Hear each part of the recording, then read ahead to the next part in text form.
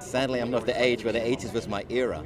And interestingly enough, I actually went to Russia in 1984, which is the year we set this season in. So it was funny to go back there and see the changes there. Obviously, when you live the changes in your own life, in England where I'm from and here in the United States, it's different because incremental changes. But being like dragged from 2017 America to 2017 Russia, when I'm used to 1984 Russia, that was odd. That was really odd. The massive changes. Well, I was a kid. I loved the 80s. I was having a grand old time. But I can't say I ever wanted to go back to the fashion of the 80s. Too itchy.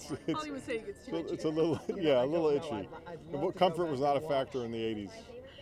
But worse for the women than the men, I think. So all in all, it's not so bad. And, I'm mostly in suits.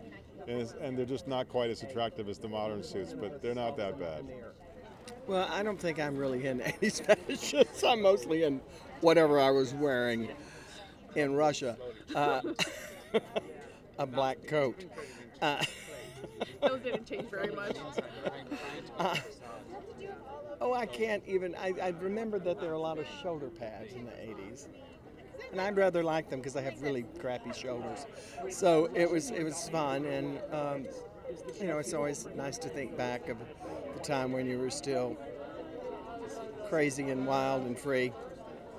I mean, the fashion is a little kooky, a lot of really itchy sweaters, and the pants are just way too tight. I wouldn't have been able to handle it. But I mean, I go to Urban Outfitters or Forever 21, and that's all the clothes that are there is what I wear on set now. So it's I'm trying to escape it and it keeps following me. Yeah, you're I want to get something. No, that's my wardrobe. I know, I'm at first it was so hard for them to get clothes. They'd have to go actual vintage stores and try and find the right sizes, and now they can just walk into any store and it's the exact stuff that they need.